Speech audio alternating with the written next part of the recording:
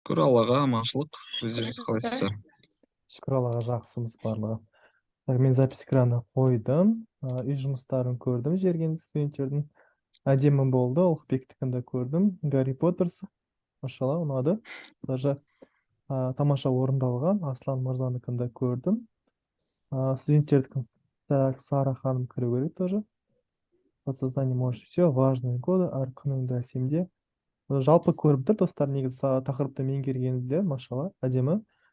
Так, бүгінгі тақырып бізде бұйырса, әрі қарай жалғастырамыз білім алуды.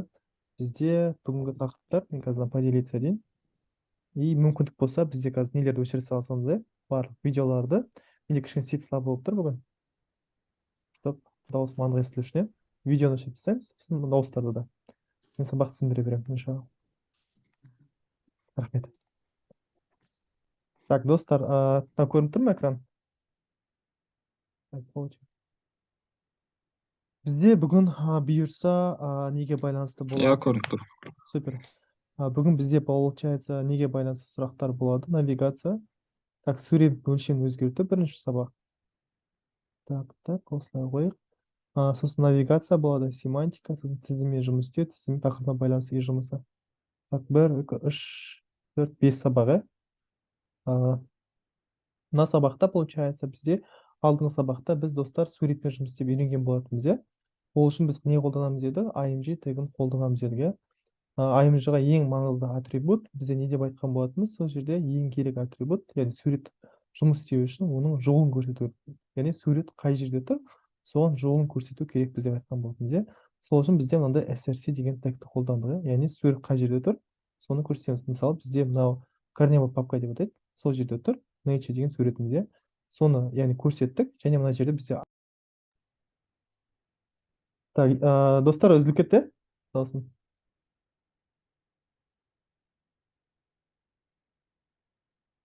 Иә, еще даусыңыз үзіліп естіліп жатыр. Енді қазір қалай? Қазір жақсы естіліп отыр ма? Иә. Иә, сол мен бүгін Астанаға келгем ғой. Сөйтсем, свет жақсы ма десем, свет бұл жерде нашар екен. Так, IMG-ға байланысты, яғни біз алдыңғы сабақта суретпен танысқан болатынбыз, Суретті, яғни сайтқа сурет қосу үшін бізде мынандай арнайы тег бар деп аталады. Ол IMG тегі.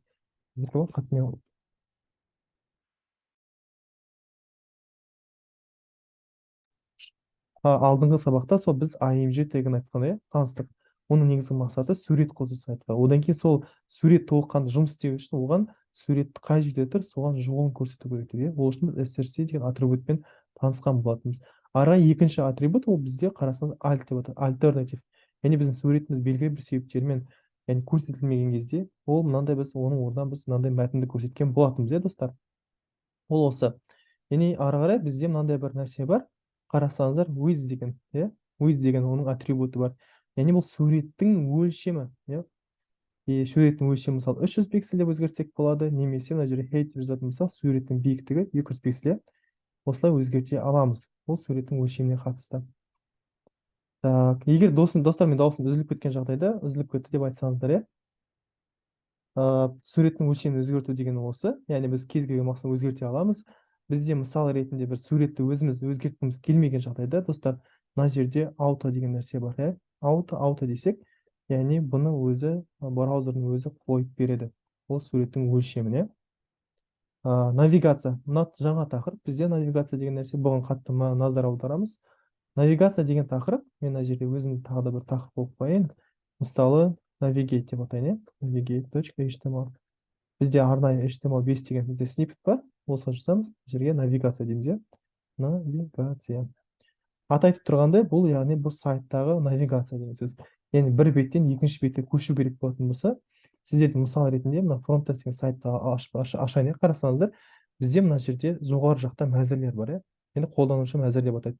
Яғни мен мына жерге басатын болсам, қарасаңыздар, ол біз белгілі бір бетке апарады, веб-парақшаға апарады. Профильді басатын болсам, ол өзінің сәйкесінше бетіне апарады. Сол сияқты мына жерде сабақтардың мәзірі бар.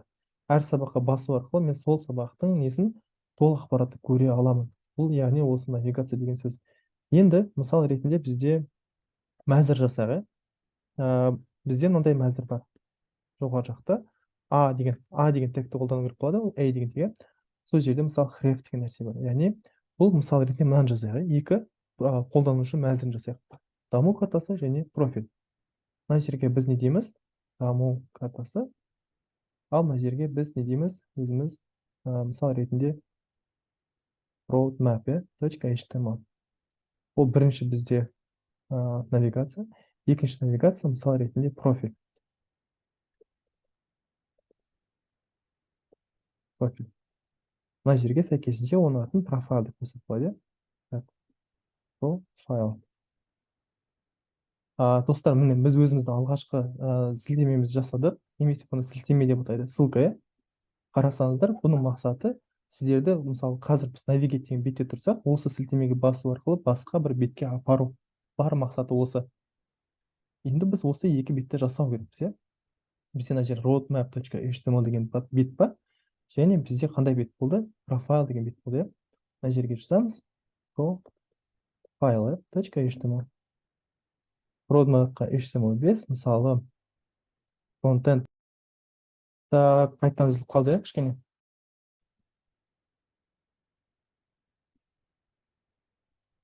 Достар, естіліп жатыр ма? Сосын. Сет что-то бүгін слабо болып жатыр кәдімгідей. Жоқ, қазір достар, естіліп жатыр ма дауысын? Бір-екі үш. Мүмкін қазір сені 4 жауып тұр ма? Сып тұр ма? H5 қалды ма? Қай жер жақсайды?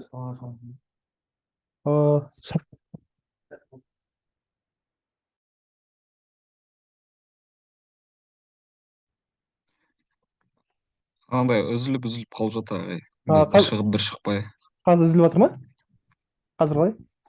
Қазір де сондай болып тұр. Жаңада анау роудмапты айтып отқан кезде де тоже сондай болды, Иә, кішкене үзік болып. Қазір бір сәт берсеңіздер, мен сыртқа қарай шығайын, бір минут беріңіздер.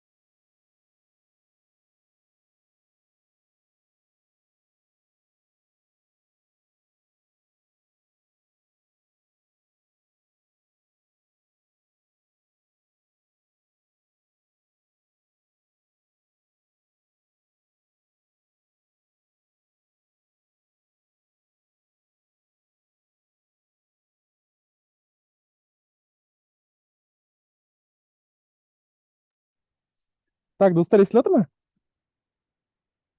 Достар, Алнұр ханым, Ұлықбек, Аслан, дауысым естіліп жатыр ма?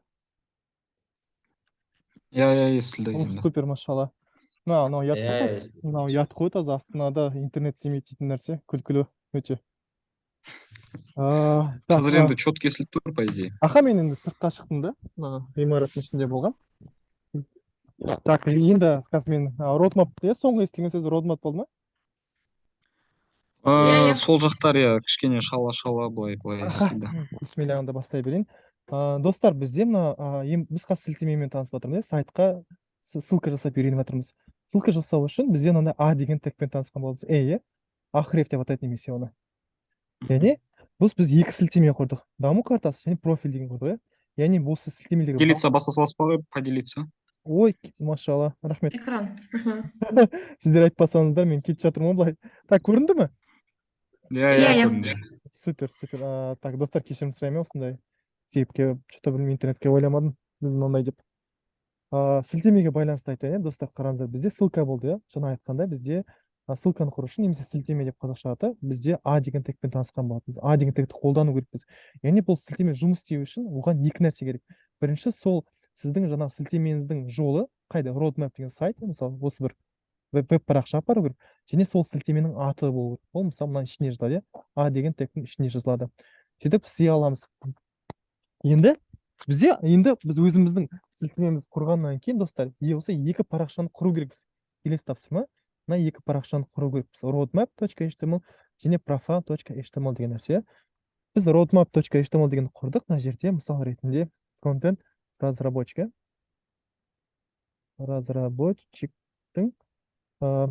даму картасы.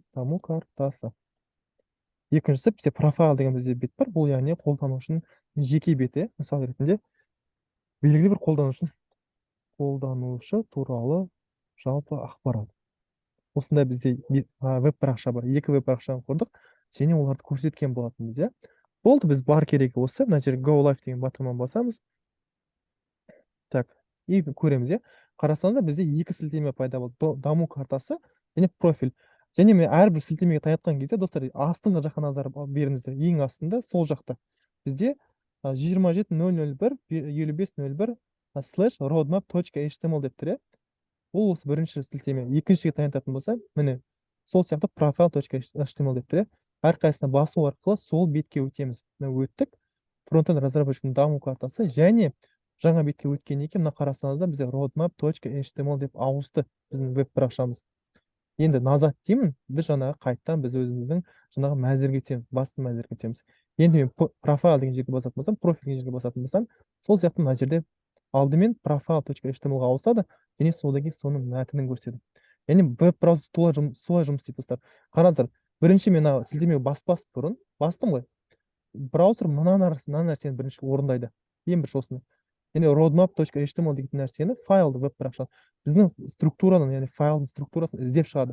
Осындай бір roadmap.html деген файл бар ма дейді? Я, бар, табылды дейді. Және осының бәрін өзіне жүктеп алады да, тура осыны не істейді, достар, көрсетеді. Burada разработчиктің даму картасы деп мына ішіндегі тұрған барлық нәрсені көрсетеді. Иә, түсінікті ғой бұл жағы? Иә, түсінікті. Так, супер. Ары қарай жылжимыз.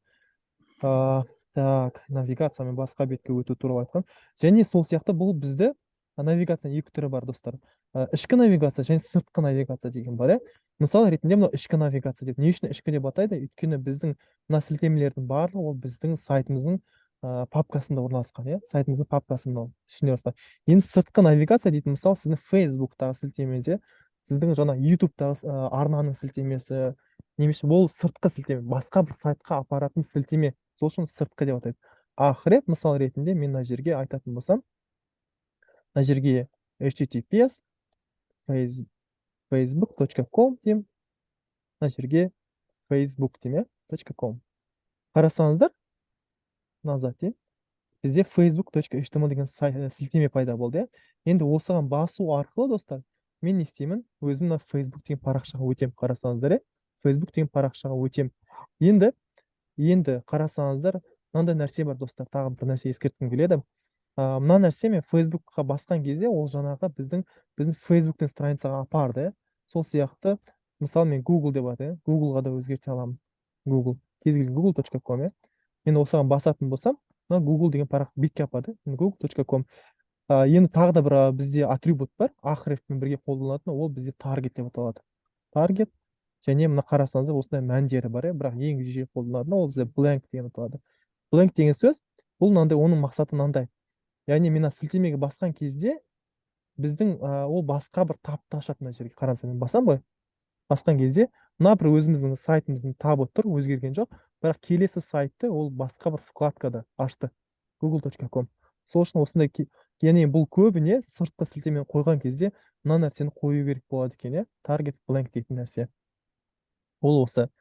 Так, бұған да енді жиі қолданатын нәрсе href, және мына мүмкіндігінше бұны қойсаңыздар да болады, қоймасаңыздар болады. Яғни сіздің сыртқы сайт, сіздің сілтеме сыртқы сайтқа көрсететін болса, басқа сайтқа көрсететін болса, мына нәрсені қоюды ұмытпаймыз. Так, ол неге байланысты? Семантика тегтар тізіммен жұмыс істеп үйрену. Енді мына тақырып өте қызық. Бізде тізім дейтін нәрсе бар, достар. Мына жерге мен меню деп құрайын. Menu.html. Жаңа тақырып тоже. HTML5 деген таңдаймын. Мына жерде меню деймін. Немесе қазақша жазатын болсам мәзір. Достар, қарасаңыздар, бізде енді бұл мәзір болғаннан кейін, мен жоғары жақта қарап тұрсыздар ғой, мынаның барлығы мәзір, меню деп атайды. Меню, мынаны мына жоғары жақта тұрған нәрсе, бұл профиль, яғни қолданушы менюсі, қолданушы мәзірі деп атайды. Мына нәрсені сабақ мәзірі деп атайды, сабақтың менюсі. Сол сияқты футерда, мысалы мына жерде болуы мүмкін, қарасаңыздар, бұл да өз бетінше не, достар, мәзір. Сол сияқты бұл отдельный элементті тізім, немесе тізім деп аталады. Қарасаңыздар, бізде мынандай нәрсені құрайық. UL деген тег бар, және LI деген тег бар жерінде. Бұл бізде тізім, тізіммен жұмнау комментарий. Тізім деген ол орыс тіліне аударғанда список, список. Бізде мысал ретінде тізім деген сөз кәдімгі тізім. Мысалы, сізде магазинге барған кезде продуктылардың тізімін аласыз, мысал ретінде айталық, нан деп алайын, нан копировать деймін, сүт дегенде, сүт. Және үшінші элемент бізде ол қант деп алайын. Енді осы нені ашып көретін болсам, достар, так, мынаны localhost деймін, 7501. И бізде не болды? Menu.html деген болды. Ашып қарасаңыздар, мынау бізде, достар, мәзір кәдімгі нан, сүт, қант бар, бізде. Және тізім болғаннан кейін, мына жерде оның сол жағында точка болады, нүкте болады. Бұл нәрсе ол тізімнің белгісі, достар, мына тізімнің белгісі. Бізде мына продуктылардың тізім болғандықтан осылай құрылады. Бұны, мысал қарасаңыздар, unordered list деп атайды. Unordered list деген сөз, яғни несі, реттілігі сақталмаған тізім деген сөз. Реттілігі сақталмаған тізім. Бұл тізімнің бірінші түрі. Енді сол сияқты реттілігі сақталған тізім деген бар. Реттілігі сақталған тізім. Қарасаңыздар, мына жерде енді ол UL деп басталмайды, енді ordered list дейді. Ordered деген сөз, бұл қысқаша ағылшын сөзі, order деген сол реттілік деген сөз, list деген сол тізім деген сөз, яғни реттілігі сақталған тізім деп қазақша аударылады. Қарасаңыздар, енді list item дейді, енді мысалы қай кезде реттілік керек бізде?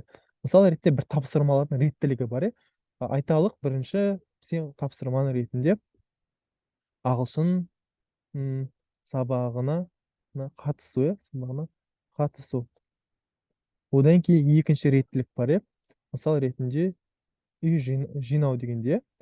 Одан кейін үшінші реттілік бар, кітап оқу. Қарасаңыздар, осындай бір реттілік бар, мысал ретінде сізде таңертең сағат 10-да сабақ болатын болса, бірінші сабақты оқу керек болады. Одан кейін 11-де үй жинау керек болады, 11-12-сі. Ары қарата бос уақыт болатын болса, кітап оқу деген сияқты. Қарасаңыздар, бұл жерде реттілік маңызды, өйткені нумерация бар бұл жерде. 1, 2, 3 дегенде. Бұнан барлық біз өзіміз жазған жоқпыз, достардан. 1, 2, 3 деген нәрсе. Оны бізге JavaScript жазып береді. Мына бір реттілікке қарайды да, нумерацияны өзі қояды. Қарасаңыздар, келесі элементті қоятын болсам, мысалы ретінде курс жүргізу. Мен мына жерге 4 деп жазған жоқпын ғой. Ол өзі қояды. Курс жүргізу. Сол сияқты бұл тізім, достар, тізіммен.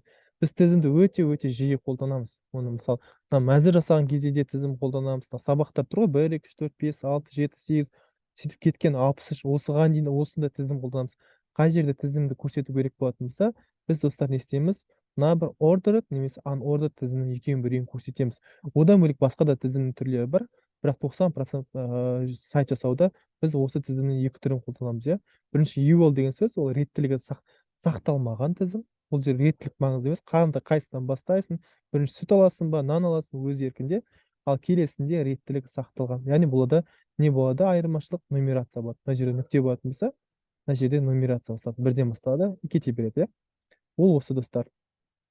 Так, келесі тақырып.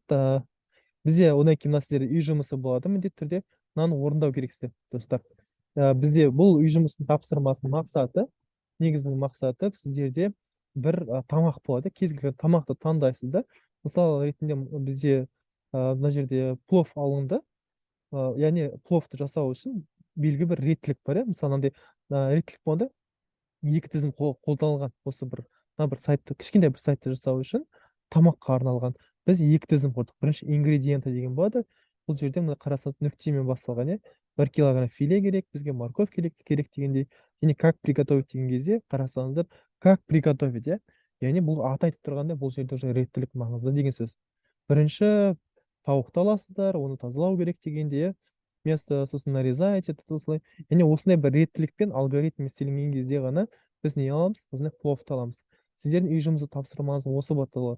Осы болады, достар. Кез келген тамақ, ұнаған тамақты аламыз, соның ингредиенттерін сипаттау керек. Сол бір, екіншісінде және сол тамақты жасау үшін оның реттілігін сипаттап жазамыз, иә. Бірнеше тамақ істесеңіздер болады, оны мәзірмен істейміз. Жаңа біз үйренгендей, яғни тегті қолданамыз міндетті түрде. Мысалы, жоғары жақта плов деп болады, және қасында мысалы тағы бір салат болуы мүмкін, иә. Мына жерге тағы да мысал ретінде манты деген болуы мүмкін. Әрқайсысына басу арқылы, сол жерге достар, әрқайсысына басу арқылы біз сол бір тамақтың жеке бетіне ауысу керекпіз, сол тамақты жеке бетіне апару керекпіз, иә. Қарасаңыздар, осындай бүкіл тақырыпқа байланысты қамтылған 3 бет жасау керек болады. Даже 4 бет жасау керек болады. Бірінші бет ол басты бет болады. Басты бетте мысал ретінде сізде не болады? 4 сілтеме болады. 3 сілтеме болады, точнее, 3 сілтеме. Плов мысал ретінде манты, жаңағы и қалағанша қазан кебаб дегенде, сол сияқты 3 сілтеме болады. Әрқайсысына басу арқылы біз осындай бір жеке толық ақпаратты көрсету керекпіз. Жақсы ма? Так, қорытаға айтатын болсақ, тағы да біз не үйрендік? Біз суреттің өлшемін өзгертуді үйрендік. Ол біз айтқанда өз мына жерде өлшемді тіке беру, немесе бұны браузерге тапсыру, ауто деген кілте сөз арқылы. Ол бір. Екіншіден біз үйренген нәрсе ол тізіммен жұмыс істеу, реттілік сақталмаған тізім, ол 2. Үшіншісі, ең маңыздысы, ол бізде сілтемені жасап үйрену. Сілтеменің мақсаты не? Белгілі бір соған басу арқылы белгілі бір бетке апару. Сілтеменің 2 түрі бар дейді. Ішкі сілтеме және сыртқы сілтеме. Сыртқы сілтеме ол бұл біздің басқа бір сайтқа апарса, ішкі сілтеме өзіміздің сайттағы сілтемеге апару керек. Так, сол достар. Сұрақ болса, сұрақ қояйық. Бәрі түсінікті. Мен CS код жайында бір-екі нәрсе сұрайын деп едім. Аха, конечно, сұрай беріңіз, иә. Мысалы, жаңағыдай немен питекпен не істеп жазам ғой, текстші, например. Немен? Текст енгізем ғой, мысалы да. Мгм. Сол енгізген кезде именно визуализация жағынан да текст оң жаққа қарай кетіп қалады. Астынан былай оңға қарай апару керек болып жатыр менде ше. Соны бір істейтін настройкасы бар еді, сол қай жерден екенін білмей жатырмын да. Текст Чтобы оң жаққа выровнять ету керек, сізге получается. иә, тура менде бүйтіп оң жаққа апарып жүрмей, ровно көрініп тұратын қылып, тасқа қарай кететін қылып ше. Оны сіз бүйте аласыз ба қазір? Біздің телеграм группаға жібере аласыз ба? Талап тұрған нәрсесін. Мен дұрыс түсінсем, сізге мына бір нәрсені оқу керек болады. Айтайын сізге. Текст алайын дейтін CSS ережесі бар. Текст алайын деп аталады. Қазір мен сізге бір мысал көрсетейін. Мысал ретінде бізде жаңағы navigate деген болсын. Мына жерде бір нәрсе жасай салайын. Жоғары жақтан бізде бір P деген бар. Ол бізде абзац үшін қолданады, достар. P деген тек параграф деп аталады. Абзац, иә. Мысал ретінде first paragraph дене, параграф. Және бізде мына жерде жоғары жақта не бар? Біз алдыңғы үйренген болатын style деген тегті қолдану, иә. Осы жерден бізде селектор жазу керек. Ол P және неміз текст align бізде қарасаң шығады, және оң жақтан реттеле деген сөз. Осыны ашып көретін болсақ, так, мына жерден navigate деп таңдайын. Navigate.html. Қарасаңыздар, міне біздің текстіміз оң жаққа кетті. Осы. Басында по умолчанию барлық текст сол жақтан басталады. Сіз оның реттілігін өзгерте аласыз. Мысалы, оң жақтан қой, немесе централизуй деген сөз. Яғни ортаға қоя аласың. Мысалы ретінде центр, ол текстті ортадан бастайды. Осы ма? Айтып тұрған нәрсеңіз? Иә, осы да, и одан кейін тағы бір нәрсе, қазір онда оны телеграмнан жазамын, иә, сізге. Барлық сұрақты достар телеграмға жазамыз. Барлық сұрақты телеграм солушын аштық қой онда. Мақсаты не оны жазбасаңыздар. Сұрақтың барын телеграмға жазамыз. Міндетті түрде, жақсы ма? Так, тағы да бір тақырыпқа қамтып кеттік, достар. Ол бізде P деген тег. P деген тег ол параграф деп аталды. Мысалы, абзац, иә, біз үйренгендей абзац бар ғой. үлкен абзацтар. Осы абзац жазу үшін, қолдану үшін бізге пи деген тегті жазу керек болады. Мысалы, кітаптың абзацтары болады, желательно барлығын осындай абзац көрген жерде, ұзын мәтін көретін болсақ, пи деген тегті қолданамыз. Жақсы ма? Так, достар, болды. Сұрақ бар ма басқа? Так, Ұлықбек қойды. Балнұр ханым, Аслан.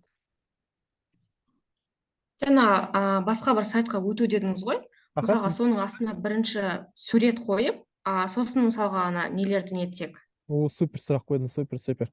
Әдемі сұрақ. Мысал ретінде бізде сайтта бір сілтемеміз суретпен бірге, мысал ретінде Мгм. Google дейді да, и мына жерге айталық Балнұр ханымның бір фотосы болсын, айталық.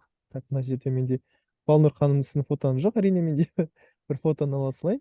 Мысал ретінде былай қойсын, табиғаттың суреті болсын. Мынаны ашып көретін болсақ, бізде мынандай бір не пайда болады, қарасаңыздар. Осындай бізде сурет пайда болды. Мен осы суретке басатын болсам, бізде мына Google-ға апарады. Сол сияқты сізде жаңағы мына жерде мысал ретінде Instagram болсын, Instagram, сол сияқты сіздің жеке бетіңіз болатын болса, мынау сіздің профиліңіз болатын болса, аватарыңыз, мен осыған басатын болсам, жаңағы Instagram бетіне апарады, қарасаңыздар, мен Instagram бетіне апарды. Тура солай істей аласыздар. Сонда біздің суретімізді сілтеме бола алады екен, достар. Біздің суретімізді сілтеме бола алады. Иә. Так, супер. Басқа сұрақ бар ма, Балнұр ханым? Пока барлығы түсінікті. Жеңіл сабақтар ғой, негізінде. Жеңіл сабақтар. Основалар бірақ. Так, сұрақ жоқ болатын болса, достар, сабағымыз тамам. Иншалла, тікелей эфирді қазір жүктеп қоямын. Басма? Бүгін жүктеп қоямын бұйырса. 12-ден бұйырса. Жақсы, достар, анда. Бұйырса, четверг кездесеміз осы уақытта. Бұйырса, рахмет. Сау болыңыздар. Жақсы аман